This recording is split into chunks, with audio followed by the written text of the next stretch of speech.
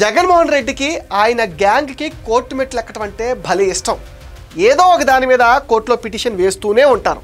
2014 నుంచి 2019 మధ్య అమరావతిని ఆపడానికి పిటిషన్ల మీద పిటిషన్లు వేశారు. ఎన్జీటీలో వీళ్ళు చేసిన పిటిషన్లు వెకెట్ కావడానికి 2017 చివరి దాకా పట్టింది. దాంతో 2018 దాకా రాజధాని అమరావతి నిర్మాణాన్ని స్టార్ట్ చేయలేకపోయారు. ఇప్పుడు కూడా అదే పద్ధతి అవలంబిస్తున్నారు. కూటమి ప్రభుత్వం చేస్తున్న ప్రతి పని మీద వైసీపీ వాళ్ళు కోర్టులో కేసులు వేస్తున్నారు. నిరుద్యోగులు ఎంతకాలం నుంచో ఎదురు చూస్తున్న డిఎస్సిని ఆపాలని జగన్ గ్యాంగ్ హైకోర్టుకి వెళ్ళారు. సుప్రీంకోర్టు కూడా వెళ్ళారు. దాదాపు 100కి పైగా కేసులు వేశారంటే వీళ్ళు ఎలాంటి వాళ్ళో మనం అర్థం చేసుకోవచ్చు.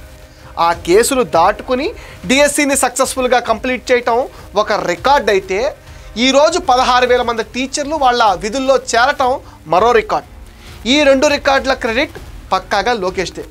టీసీఎస్కి వైజాగ్లో ఎకరా 99 పైసలకు ఇస్తే హైకోర్టులో కేసులు వేసి కోర్టు చేత చివాట్లు కూడా తిన్నారు.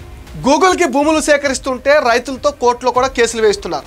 మెడికల్ కాలేజీలను పబ్లిక్ ప్రైవేట్ పార్ట్నర్షిప్లో నిర్మించడానికి గవర్నమెంట్ ప్రయత్నిస్తుంటే దాని మీద కూడా హైకోర్టుకు వెళ్ళి చివాట్లు తిన్నారు. జగన్ రెడ్డి చేసిన మద్యం కుంభకోణం దర్యాప్తుకు ప్రభుత్వం సిట్ వేస్తే సిబిఐకి ఇవ్వమని కోర్టుకు వెళ్ళారు. ఇప్పుడు కల్తీ మద్యంపై కూడా రాష్ట్ర ప్రభుత్వం సిట్ వేస్తే సిబిఐకి ఇవ్వాలని డిమాండ్ చేస్తున్నారు. సోషల్ మీడియా సైకోగాళ్లను అరెస్ట్ చేస్తే కోర్టుకు వెళ్తారు. కోర్టులు అంటే వీళ్ళకు బాగా ఇష్టం అనుకుంటా. మద్యం కేసులో నిందితులు కూడా బెయిల్ కోసం హైకోర్టుకి సిబిఐ కోర్టులో పదే బెయిల్ పిటిషన్లు వేస్తూనే ఉంటారు. లక్షల కోట్లు దోచుకున్న జగన్ గ్యాంగ్కి డబ్బొక లెక్క.